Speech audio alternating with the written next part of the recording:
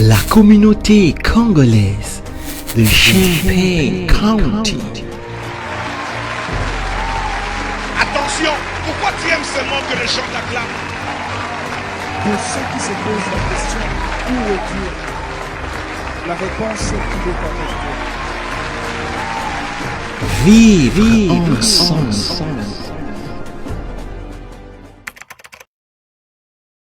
La communauté congolaise de Champaign County. Attention, pourquoi tu aimes seulement que les gens t'acclament? Pour ceux qui se posent la question, où est Dieu? La réponse est qu'il est avec Dieu. Vivre ensemble.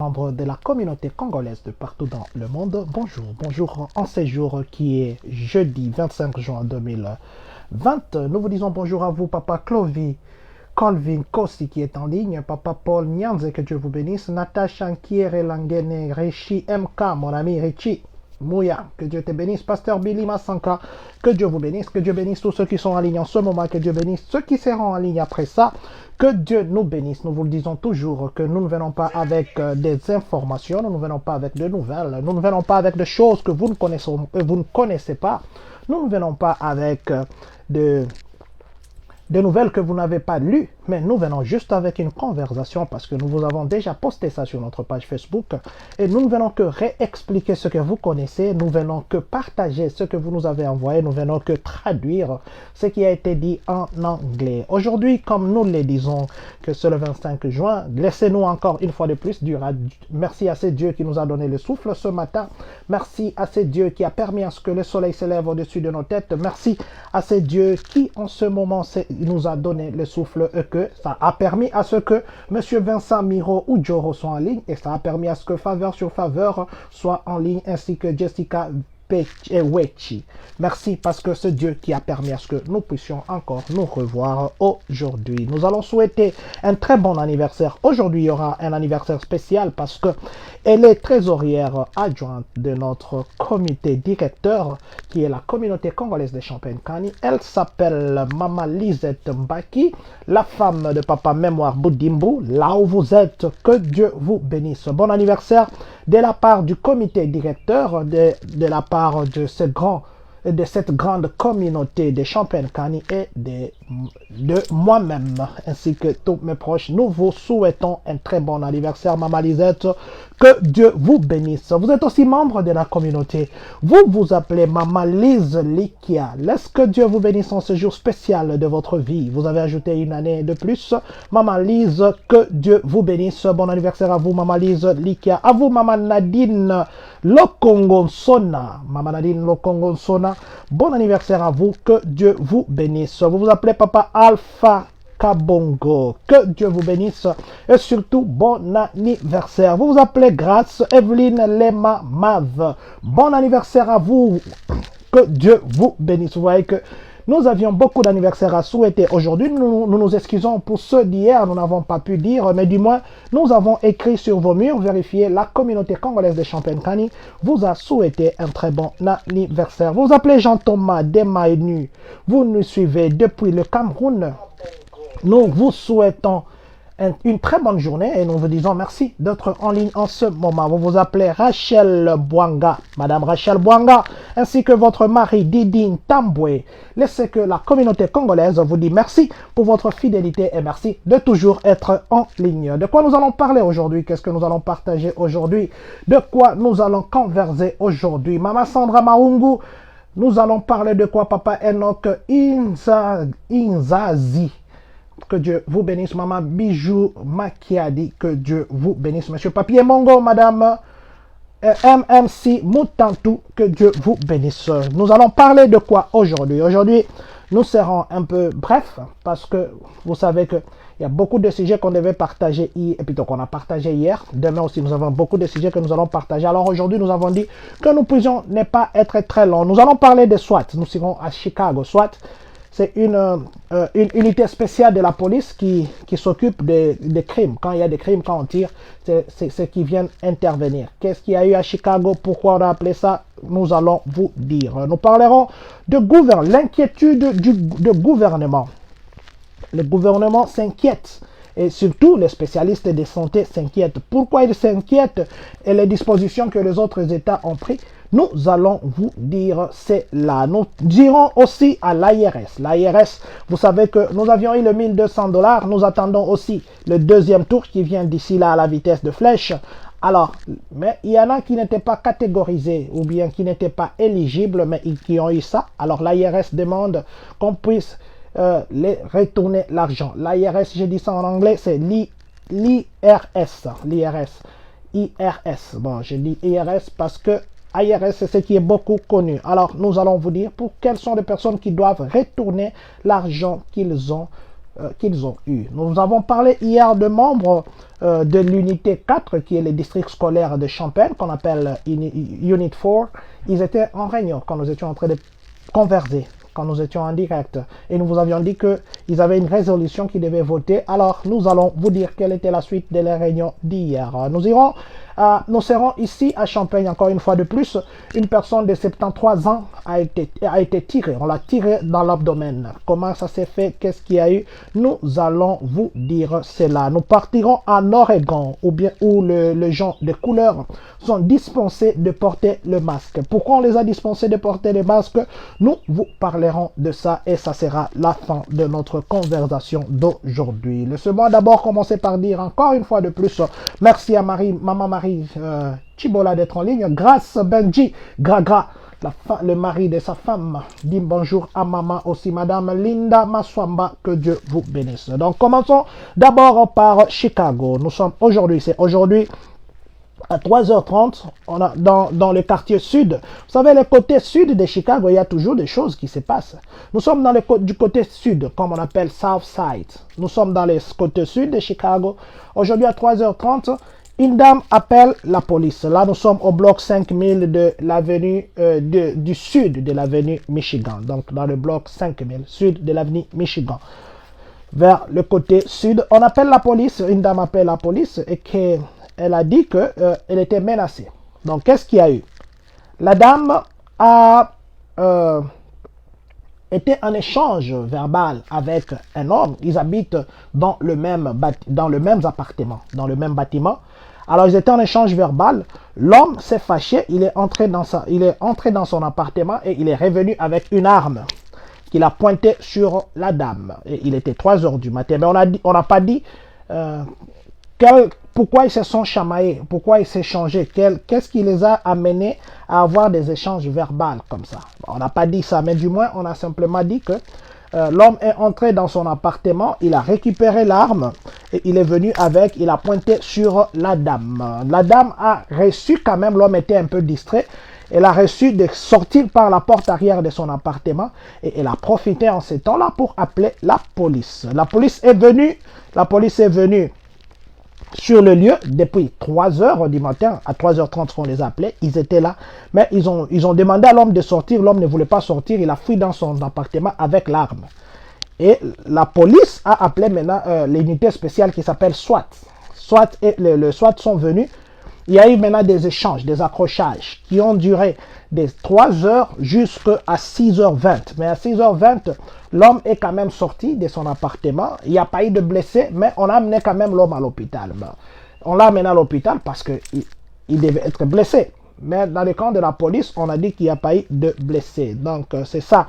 C'est ce que je voulais vous dire parce que nous avions posté les directs là sur notre page et que vous avez vu qu'il y avait la police dans des rues. Et c'est ça. Donc, la police est juste partie...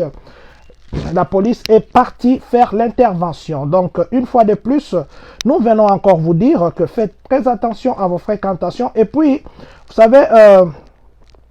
vous savez, il y a un adage là qui dit c'est comment encore dans cette langue-là?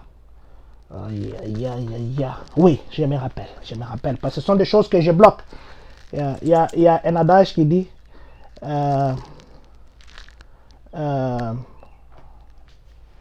le bon moyen de s'échapper à une guerre, c'est de fuir. Ça se parle dans une langue là. Et puis il y a une langue là, on dit Mizambali Makofi Karibu. Le Mizambali Makofi Karibu, dans ce sens ici aux États-Unis, ça ne marche pas comme ça. Si vous faites ça, vous risquez d'avoir des coups de balle. Alors, c'est qu'il faudrait simplement retenir ici. Et qu'il y a aussi qui disent que Bwanga Bwavita Lubilu. Voilà. Ah, c'est ça, j'aime ça. C'est revenu. Ce sont des choses que je bloque comme ça. Vous savez, c'est ça. Donc, il faut fuir. Quand vous voyez que vous n'êtes pas fort, il faut fuir. Il ne faut pas vous faire passer pour quelqu'un qui a des biceps devant une arme, parce que devant l'arme, il n'y a pas de biceps. Donc, évitez d'entrer dans des accroches avec des gens ici, parce qu'il y en a qui ont des gâchettes très faciles. Donc, c'était juste pour vous informer que la dame, là, c'était juste une dispute qui ne connaît pas, on n'a pas dit la source, mais du moins, l'autre a décidé, bon, d'amener une arme. Or, pourtant, ce que nous savons, ce sont les faibles qui amènent l'arme. Mais une dame, un homme devant une dame, et puis là, il va prendre une arme. Bon, en tout cas, nous devons faire très attention. Du moins, c'est ce qui s'est passé à Chicago hier, plutôt ce matin. Ce matin, là, c'était à 3 heures du matin. Donc, ce que vous devez savoir, les directs parce que c'était en direct, les directs que nous avons postés, la personne a été appréhendée. Nous sommes maintenant ici aux États-Unis, où le gouvernement et les entreprises, ils sont en train d'intensifier le contrôle en ce qui concerne le Covid-19. Parce que dans certains États, il y a certains États où le nombre de Covid actuellement, nous vous avons dit encore hier, les États qui ont ouvert avant, les États qui n'ont pas suivi les conseils des experts de santé, dans beaucoup d'autres États, dans ces États-là, on remarque que maintenant, il y a une montée une grande montée de nouveaux cas de coronavirus. Et ce qui fait qu'il y a de ces États qui prennent des dispositions, dans d'autres États,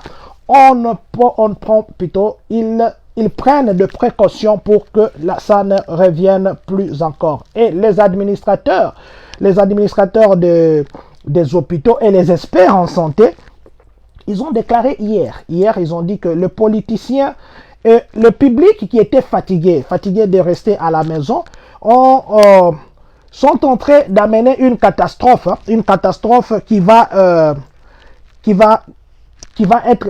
va pas être gérable, qui va vraiment déborder, parce que simplement il y avait des politiques et puis les experts, plutôt le politique et les gens qui étaient fatigués de rester à la maison, qui ont poussé à réouvrir. Et alors, ça inquiète vraiment les experts en santé, parce qu'il y a une catastrophe. Nous allons bientôt assister à une catastrophe. Et ils disent même que les cas, vous savez, hier, nous vous avons dit que juste pour la journée d'hier, il y avait 36 400 nouveaux cas. Et les 36 400 nouveaux cas, de mardi plutôt, parce que ça c'était mercredi hier, de mardi, donc il y a 2 jours, les 36 400 nouveaux cas ont fait à ce que les États-Unis ont reculé. Ils ont atteint le pic qu'ils avaient au mois d'avril. Donc c'est comme si on a fait un retour vers le mois d'avril où le pic est encore très remonté. Vous voyez que nous sommes déjà au mois de juin, mais on dit que les nouveaux cas, ça nous ramène au mois d'avril. Et les experts de santé sont en train de dire les efforts que nous avons menés ici de rester à la maison pendant 2 mois, ça risque d'être des efforts vains, parce que il y a des États qui n'ont pas respecté ça, bien qu'on le disait. Rappelez-vous que les autres gouverneurs voulaient suivre les directives données par le président, simplement parce qu'ils sont du même parti politique, ou ils sont du même camp. Et les autres ne voulaient pas, et c'était comme une dispute. Mais maintenant, la population aussi, il y en a qui étaient fatigués, qui sont partis marcher, ainsi de suite. Mais du moins, pour le moment, ce que nous devons savoir, que la chaleur, comme nous l'avons dit hier, qui était supposée être un moyen qui réduirait le coronavirus, mais malheureusement, on se rend compte que nous sommes pendant la période chaude et que le coronavirus, d'ailleurs, ça revient encore avec un niveau très développé. Et on nous conseille maintenant de tenir compte, nous devons tenir compte de toutes les mesures, de toutes les dispositions que l'on nous demande. Alors, ne croyez pas que le corona est fini, parce que vous devez savoir, par exemple, que New York, il y a par exemple New York, New Jersey, Connecticut, et puis on a les 3 là, New York, New Jersey et puis Connecticut. Ils demandent à ce que quand vous venez des autres États, parce qu'il y a de ces États qui ont une flambée maintenant. Maintenant, ils vont prendre des mesures. Si vous venez d'un État où le taux de virus ou le taux de corona est très prononcé, vous devez d'abord rester en quarantaine pendant 24 jours. Eux ne parlent pas de 14 jours, eux parlent de 24 jours. Donc, préparez-vous si vous vivez dans un État où actuellement, parce que les États qui sont actuellement, où on voit vraiment une flambée, il y a les États comme l'Arizona, il y a par exemple la Californie, plutôt.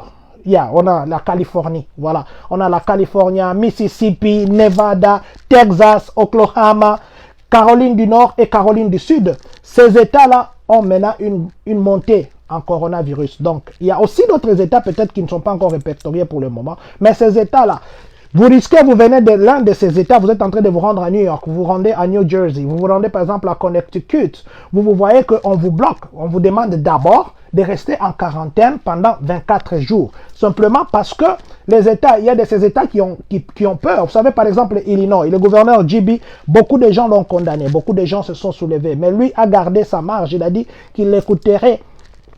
Il ne va que se fier sur le conseil de médecins. Il ne suivra pas les politiques. Et il était prêt à ne pas suivre des politiques, et il est toujours prêt à ne pas suivre des politiques, mais suivre ce que le médecin conseille de faire. Mais actuellement, maintenant, on a comme l'impression qu'on ne fait plus rien, parce qu'il y a maintenant un risque, il peut y avoir un risque qu'on fasse encore un autre, qu'on arrête encore les activités. Il y a risque. On ne dit pas que ça va se faire, mais il y a risque. C'est ce que les experts disent. Qu'il y a risque qu'on revienne encore à ce qu'on demande à tout le monde encore de rester à la maison pendant un certain temps. Parce que simplement, il y a des États qui ne se sont pas bien préparés. Vous savez, par exemple, dans le monde, aujourd'hui en Indonésie, aujourd'hui le jeudi, il y a 50 000 cas confirmés. Il y a par exemple en Inde, nous sommes à New Delhi. À New Delhi, il y avait 70 000 cas confirmés. Maintenant, en Inde, jusque pour aujourd'hui, sur le territoire indien, aujourd'hui, ils ont 16 922 cas confirmés. Et puis le total sur l'étendue du territoire indien, c'est 473 105 cas confirmés. Vous voyez que le corona n'est pas prêt à être éradiqué. En Afrique aussi, sur les 54 pays africains, ils disent que l'épidémie vient ou bien s'accélère avec une très grande vitesse. Donc même les Africains actuellement, qui d'ailleurs, les Africains au début, ils disaient que l'Africain ne meurt pas du virus, l'Africain ne meurt pas du corona parce qu'on avait les matiti, on pouvait boire des choses qui nous font transpirer et qui nous font sortir de la morve involontaire.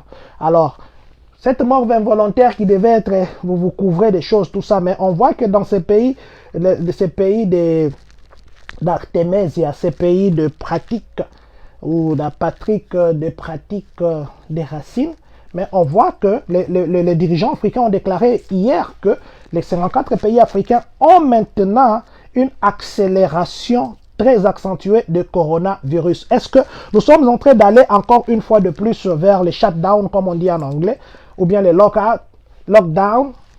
Est-ce que nous sommes en train de partir là-bas? Alors, le futur nous dira plus. Mais c'est que nous profitons ici pour dire à nos compatriotes, vous qui voyagez, c'est vrai que nous pouvons, les États-Unis, vous êtes dans votre voiture, vous êtes aujourd'hui à New York, vous êtes à Washington, vous êtes à, je sais pas moi, Alabama, vous êtes à Nevada, vous êtes partout au même moment dans votre voiture. Mais faites très attention.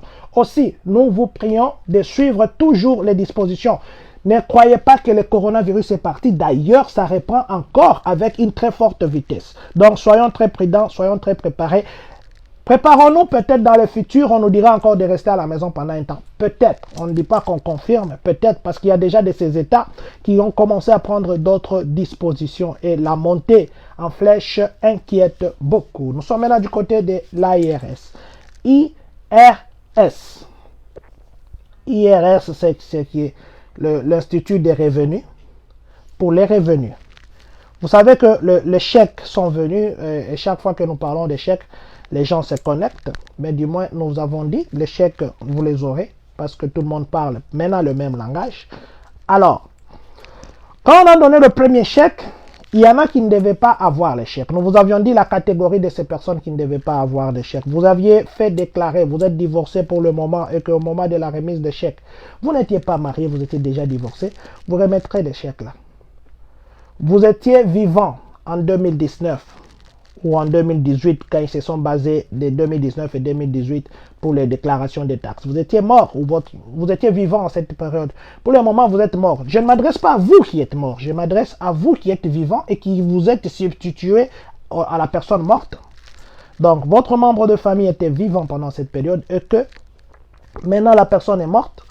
Donc, vous n'avez pas le droit d'avoir ces chèques-là. Vous deviez les remettre. Mais nous ne parlons pas de cette catégorie-là des divorcés et des morts. Aujourd'hui, nous allons parler de la catégorie de ces gens qui sont en prison. Vous êtes vivant, vous êtes en prison pour le moment. Et que le chèque est venu. Vous étiez très content même, vous vous êtes même acheté des choses. L'IRS hier a fait un message. Remettez le chèque. Remettez le 1200. Si vous avez eu 1200, je ne sais pas si vous avez eu plus les enfants. Remettez l'argent. Vous qui êtes en prison. Ou vous qui avez vos frères qui sont en prison. Si vous aussi vous avez jonglé. Vous avez fait les ngela à votre frère, à votre soeur qui est en prison ou à votre parent. Vous avez détourné cet argent. Et que pour le moment, l'IRS demande que vous puissiez remettre cet argent. Vous savez que l'IRS, vous ne pouvez pas vous échapper, vous ne pouvez pas tromper. Alors, je ne sais pas si dans la communauté, nous avons ces cas. Je ne m'adresse pas seulement à la communauté ici, à Champagne. Je m'adresse à tout Congolais des États-Unis. Si jamais vous étiez en prison, ou vous, votre membre de famille, était en prison pendant qu'on a émis les chèques, et le chèque est venu en son nom, vous avez mangé ça, vous avez bouffé, il est temps maintenant que vous puissiez remettre parce que l'IRS hier a dit qu'ils vont commencer maintenant à vous poursuivre. Remettez, pour le moment ils sont en train de faire une demande à l'amiable et il se pourrait que ça soit de poursuites. Alors c'était juste pour vous dire de remettre l'argent de l'IRS. Comme vous le savez, sur l'enveloppe qui a été décaissée, c'est 150 millions de dollars. 150 millions et ils ont dit que dans les 150 millions de dollars, il y a les gens qui ont eu l'argent qui devait revenir à l'État et surtout qui se prépare pour le deuxième chèque. Donc, apprêtons-nous à remettre l'argent qui ne nous appartient pas. Nous sommes maintenant du côté du district 4, plutôt de Unit 4, qu'on appelle Unit 4, ou bien Unité 4. Unité 4, c'est le district scolaire de Champagne, le district scolaire de Champagne. Mais bien avant de parler de cela, je vais juste faire une petite parenthèse. Hier, nous avions posté sur notre page Facebook une image qui montrait les extraterrestres, un avion, une forme cubique qui volait sur Miami. Bon, Miami en français, qui volait sur Miami.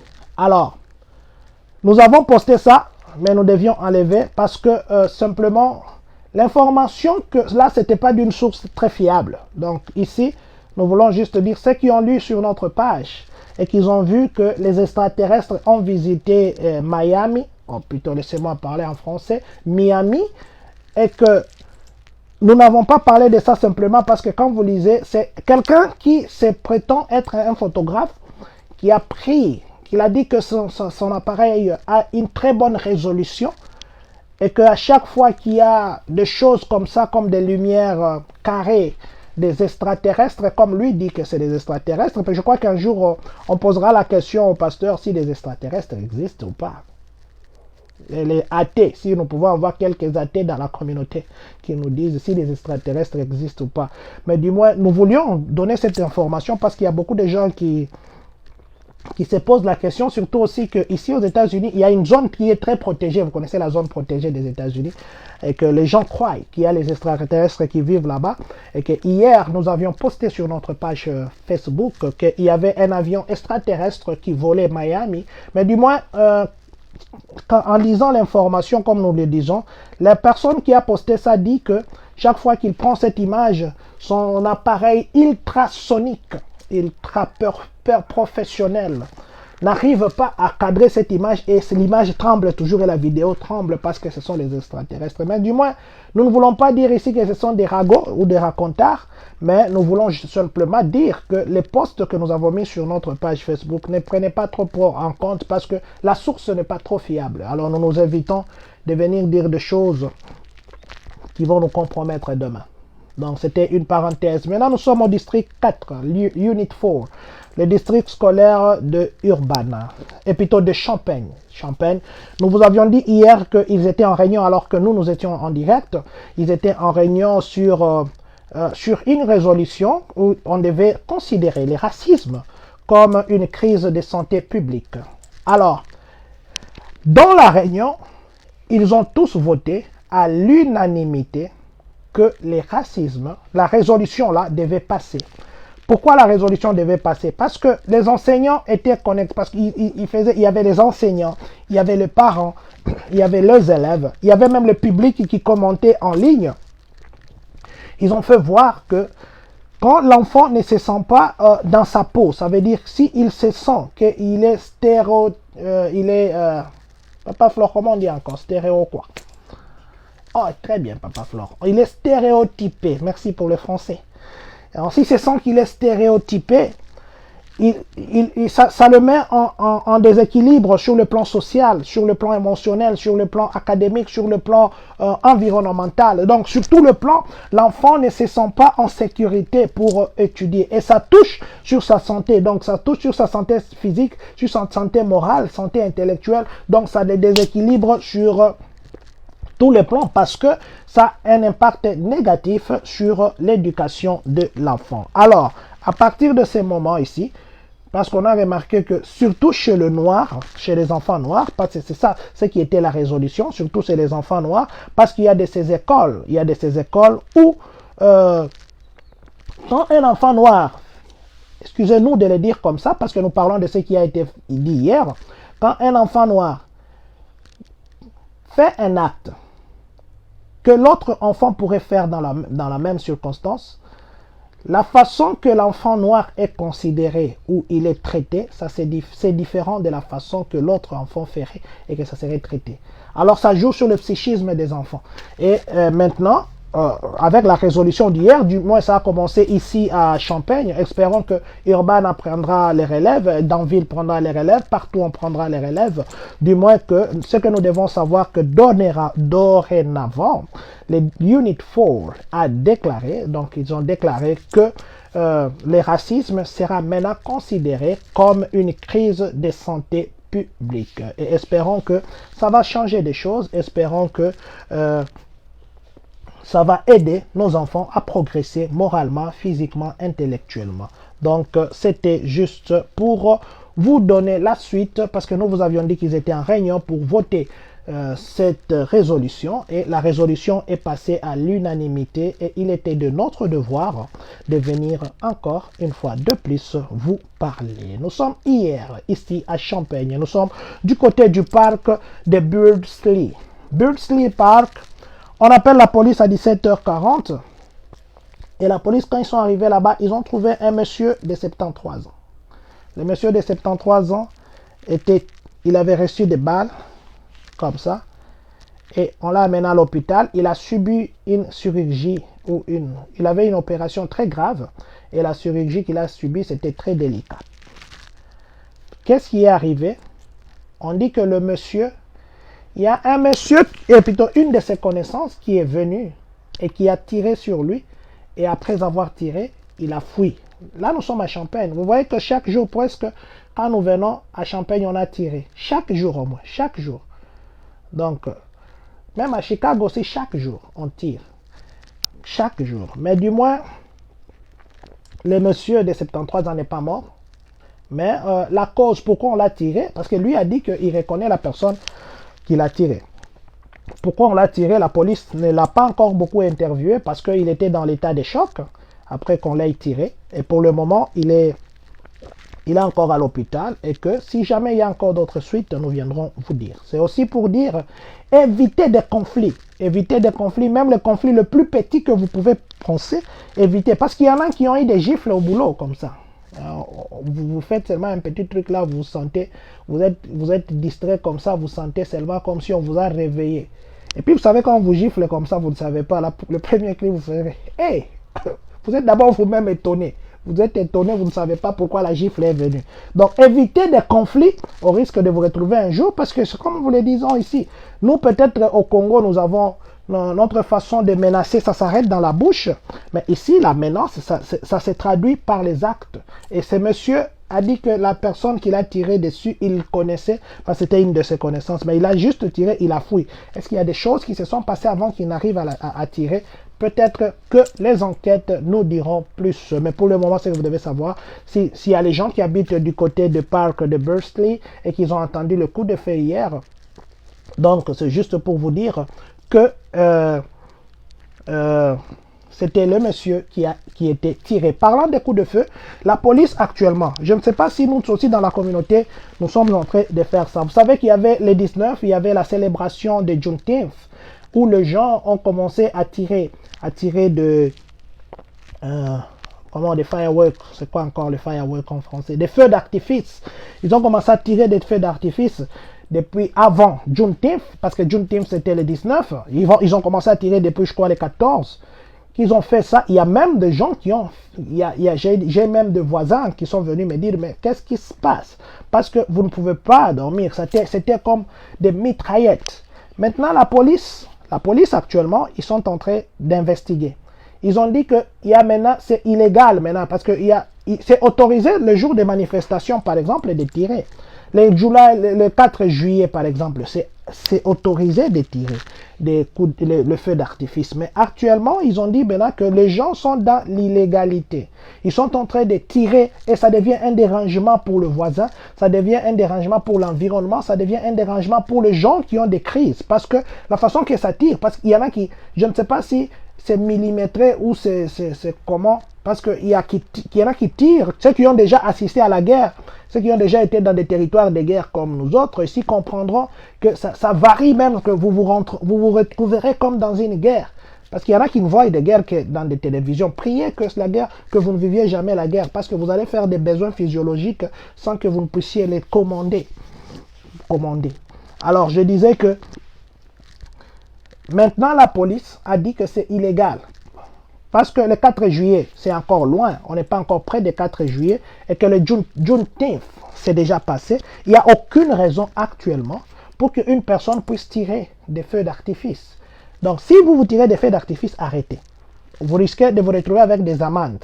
Parce que ça dérange les voisins, ainsi de suite. Et il n'y a aucune raison qui justifie ça. Et pour le moment, la police est en alerte. Si on dit que vous avez tiré, la police peut débarquer chez vous et vous pouvez avoir des amendes. Donc, dénoncez aussi. Si vous êtes un voisin d'un voisin qui vous dérange les oreilles, il faudrait dénoncer. Il ne faudrait pas que nous puissions dire que non. Nous savons, nous on n'accuse pas. Aussi dit que l'anga voisin il faut tous à la bon voisinage. Bon voisinage, ça fait des bons matoillages. Vos matoilles là, si ce n'est pas, c'est un dérangement. Donc le bon voisinage n'existe pas. Il faut des fois dénoncer. Des fois nous avons la culture de banaliser des choses et de faire passer des choses qui demain peut-être ça peut se retourner contre nous. Donc c'était pour vous parler de feux d'artifice. Je crois que ça s'applique partout. Parce que ça, j'ai parlé des champagnes urbaines, mais je crois que ça s'applique partout aux États-Unis. Nous sommes maintenant en Oregon. Nous sommes en Oregon. Nous sommes ici aux États-Unis, en Oregon. Vous savez que tous les États actuellement, on oblige les gens dans les lieux publics de porter des masques. Maintenant, pour le profilage racial, les personnes de couleur sont exemptées de porter des masques. Quand on parle de personnes de couleur, vous comprenez de quoi je parle. Donc, les personnes de couleur en Oregon sont exemptées. Sont aussi exemptés les gens qui sont handicapés et qui ont des problèmes respiratoires. Vous avez des problèmes respiratoires. En Oregon, vous êtes exemptés. Sont aussi exemptés les enfants de moins de 12 ans. Ici, c'est vrai, à Illinois, c'est moins de 2 ans, mais en Oregon, c'est moins de 12 ans. Et ça devient le premier État aux États-Unis de faire exemption ou exception en ce qui concerne le port de masque. Donc, si vous pensez que vous n'allez pas porter de masque et vous êtes une personne de couleur, allez en Oregon. Parce que il y a les gens âgés, surtout le blanc, ils disent que il y en a qui se cachent derrière le masque pour faire des crimes. Alors, pour éviter aussi que l'on puisse dire que ce sont des personnes de race qui ont fait X, Y crime, alors le gouvernement local a simplement dit que les personnes de couleur sont exemptées de porter le masque. Donc, vous êtes personne de couleur, vous avez moins de 12 ans et puis vous êtes handicapé, vous avez des problèmes respiratoires, alors vous êtes exempté. Vous savez que ça me fait toujours la joie quand je me regarde comme ça et je dis Papa Flore fait le boulot. Merci Papa Flore Ngolou. Que Dieu vous bénisse pour ces beaux décors. Ces beaux décors en chapeau. Alors, nous allons vous dire que nous avons presque épuisé le point que nous devions partager ce matin. Mais avec espoir de nous revoir demain. Avec espoir de vous revoir vous, Maman Béni Kokosama. Vous, Monsieur Célestin Chip Kabwe. Et puis, Maman Olga Senemo, vous, Monsieur Isra B. Botaka, Monsieur Maman Sona Leta Mabidi, Maman Tete Nzumba, Papa Fortuna Tabala, Ali Mbuyamba Mbuyi, Rose Kusoba, Bovik Mboma. Excusez-moi si je ne mets pas les adjectifs, c'est parce que je vous dis au revoir maintenant. Monsieur Gelor Yamalina, Papa Gelor, que soit ton boiement, que Dieu vous bénisse ainsi que maman. The Best Reina Charity, que Dieu vous bénisse. Mbouy Jolie, que Dieu vous bénisse. Laissez-moi dire bonjour et merci à une personne spéciale parce que Lizzie Bayatongo, Maman Patience, que Dieu vous bénisse. Papa François Okunji, Docteur Omanga, que Dieu vous bénisse. Merci pour tout ce que vous faites pour la communauté ainsi que Maman Hilda. Maman Esther Malone, que Dieu vous bénisse. Donc je disais que je vais dire bonjour et merci à une personne très spéciale. Excusez-moi parce que j'ai écrit le nom ici. J'ai vu que cette personne avait partagé. La personne avait partagé. La personne a fait une publicité pour nous. La personne a demandé aux gens de s'abonner. La personne a demandé aux gens de suivre nos directs. Et ça nous a fait de la joie. Ça nous a vraiment fait de la joie. Ça s'appelle État Insolverly. Je crois que c'est comme ça. Non, c'est États-Unis Lovely. États-Unis Lovely, c'est le nom que j'ai vu. États-Unis Lovely, je ne sais pas s'il y a un autre nom qui s'approche. États-Unis Lovely, il a dit, suivez ces informations, ainsi de suite. Ça, c'est ce que États-Unis Lovely a posté. États-Unis Lovely, c'est le nom que j'ai pour vous. Si vous avez un autre nom, dites-le nous. La communauté congolaise de Champagne-Kani, vous êtes très reconnaissant pour ce que vous avez fait. C'est un très bon acte encourageant. Je vous dis merci à vous qui étiez en ligne. Merci à vous, Maman Michel-Ange Misenga. Merci à vous, Monsieur Christian Ilunga de Nova Product. Vous nous suivez. Madame Jocelyne Moussassa. Vous vous appelez Romain Chipama. Vous nous suivez depuis Goma. Vous vous appelez Papi Kazadi depuis Goma. Que Dieu vous bénisse. Que Dieu vous bénisse. Vous, personne non grata. Que Dieu vous bénisse. Vous qui pensez que nous faisons des mabanga, c'est juste une façon pour nous de dire bonjour. On ne se fatiguera jamais de vous dire bonjour parce que le bonjour, c'est la simple chose. Le premier mot, la première forme polie qu'on apprend aux gens, c'est de dire bonjour. Alors, laissez-nous encore une fois dire bonjour à Papa Eddie Zikazola. Bonjour à tous ceux qui sont connectés. Il ne nous reste qu'à vous dire. Maman vase d'honneur, ça c'est pour vous. Ne vous fatiguez pas de nous conseiller. Diadi va aussi la même chose et à Amalia.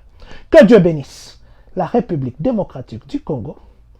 Que Dieu bénisse les Congolais de partout dans le monde. Que Dieu bénisse vous qui nous regardez ou qui nous suivez en ce moment. Que Dieu bénisse les États-Unis d'Amérique. Et que surtout, que Dieu bénisse le Congolais de Champagne-Kani. La communauté congolaise de Champagne County. Attention, pourquoi tu aimes seulement que les gens t'acclament? Pour ceux qui se posent la question, où est Dieu? La réponse qui doit connaître Dieu. Vive ensemble.